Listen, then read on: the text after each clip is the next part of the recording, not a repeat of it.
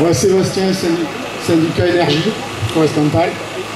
Nous tenions à partager avec l'ensemble des salariés du privé, du public, retraités, privés d'emploi, la situation que nous vivons tous. En effet, nous vivons après cette crise sanitaire qui a soulevé les problèmes structurels de notre pays, une forte inflation. Nos gouvernants successifs ont organisé le pillage du pays en désindustrialisation, massivement. Pour exemple, la fabrication des médicaments, des masques, textiles, métallurgie, cédant aux appétits des libéraux, soucieux de délocaliser plus d'emplois pour gagner plus de dividendes. Nous sommes rendus à être dépendants de tout et surtout de la spéculation des marchés, car tout bien est devenu marché qui s'échange sur la bourse. S'ils pouvaient mettre l'air qu'on respire en bourse, ils le feraient. L'inflation est estimée à presque 6% pour 2022 et estimée supérieure à 4,2% pour 2023. Dans l'énergie, la spéculation est importante, les bénéfices aussi. La rémunération et les avantages attribués au PDG de Total Énergie, Patrick Pouyanné, au titre de 2021, s'élèvent à 5,9 millions d'euros, en hausse de 52% par rapport à 2020. Le groupe Engie a réalisé un bénéfice net plus que doublé au premier semestre 2022 à 5 milliards d'euros contre 2,3 milliards un an plus tôt. Il ne vous aura pas échappé que les prix de l'énergie explosent, et cela de façon durable. Post-Covid et guerre en Ukraine accélérant bien sûr la spéculation. Contrairement aux promesses des grands visionnaires du FMI, de Bruxelles ou du gouvernement, il y a quelques mois de cela, le bouclier énergétique ne limite pas la hausse des tarifs pour les Français. Et les prix ne finissent pas par baisser. C'est un mensonge. Plus 15% annoncé pour 2023.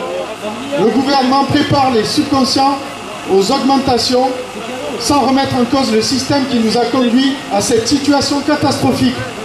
Ils doivent rendre des comptes. Les politiques doivent rendre des comptes. Il était faux de croire, et la CGT l'avait dit, que les prix allaient baisser puisque les volumes d'énergie vendus prévisionnellement en 2022, 2023 et 2024 étaient déjà supérieurs au prix de 2021. Il était faux d'annoncer, et la CGT l'avait dit, que le marché allait se réguler. Puisque le but des dispositifs qui ont favorisé le marché était précisément de faire monter les prix pour dégager du cash, afin d'engraisser les actionnaires au détriment des usagers et des salariés. La situation actuelle, sur laquelle la CGT n'a cessé d'alerter depuis tant d'années, sonne comme la chronique annoncée de la fin de ce modèle. Elle est lourde de conséquences. Les risques de pénurie menacent et la flambée des prix pèse déjà lourdement sur les ménages. Au point que dans l'affolement général, le gouvernement et l'Europe parlent aujourd'hui de renforcer le contrôle du marché des fournisseurs alternatifs. Depuis plus de 15 ans, la CGT alerte sur les ravages de la libéralisation du marché de l'électricité et du gaz, des ravages qui, en plus de toucher directement le porte-monnaie de chaque citoyen, en plus de toucher l'emploi du secteur, en moyenne 1000 salariés perdus par an depuis 12 ans, en plus de toucher la précarité des Français, 13 millions de précaires énergétiques, touche de façon directe le climat et menace simplement la vie sur Terre, y compris l'avenir de l'espèce humaine et de nos enfants. Cette stratégie menée sous injonction des financiers nous a conduits dans l'impasse. Elle a privilégié les bénéfices immédiats pour quelques-uns au détriment des résultats à long terme au profit de tous. Ne pas avoir conscience de cela, c'est être aveugle. La solution paraît donc évidente. Une sortie du marché permettra de stabiliser les prix de l'énergie. L'Espagne et le Portugal en sont sortis momentanément pour limiter les hausses des prix. Pour preuve, ils ont divisé par 2 en moyenne.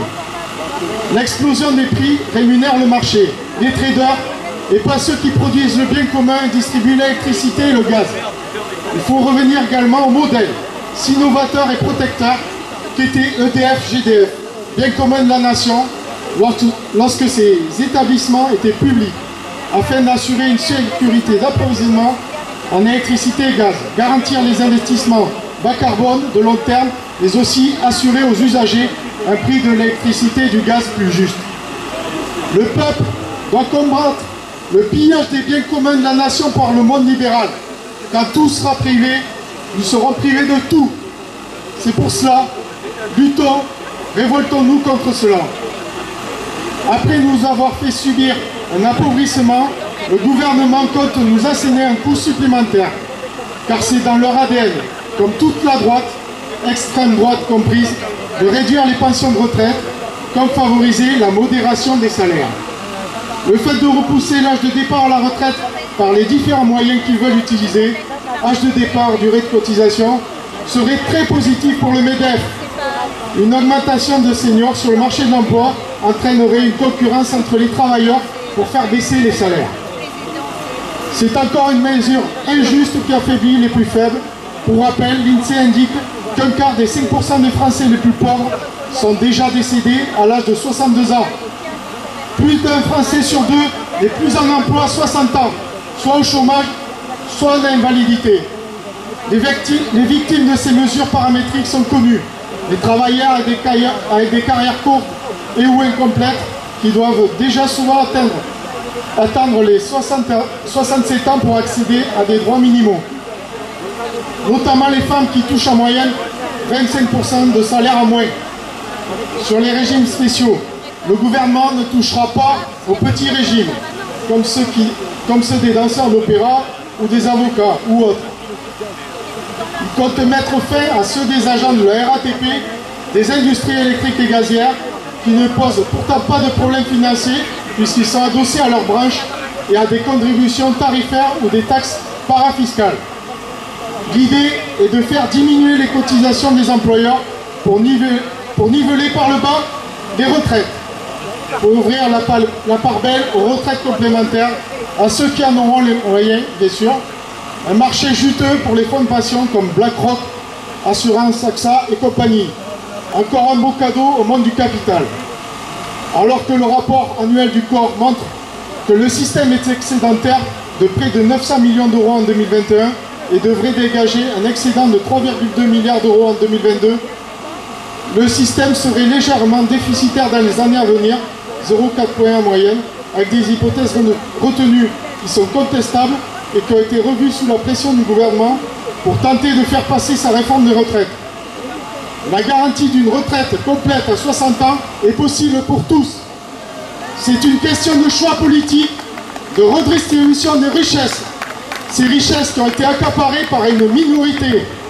Les foyers français les plus riches ont vu dernièrement une augmentation de leur patrimoine de 230 milliards d'euros. en 1 an et demi, dont 170 milliards pour les 5 familles les plus riches. C'est la fin de l'abondance, mais pas pour tout le monde. Nous avons toutes et tous droit à récolter le fruit de la richesse produite pour vivre décemment. Nous demandons une augmentation des salaires, des minima de grille, des pensions des retraités à la hauteur de l'inflation que nous subissons. Ceux qui vivent sont ceux qui luttent. Merci.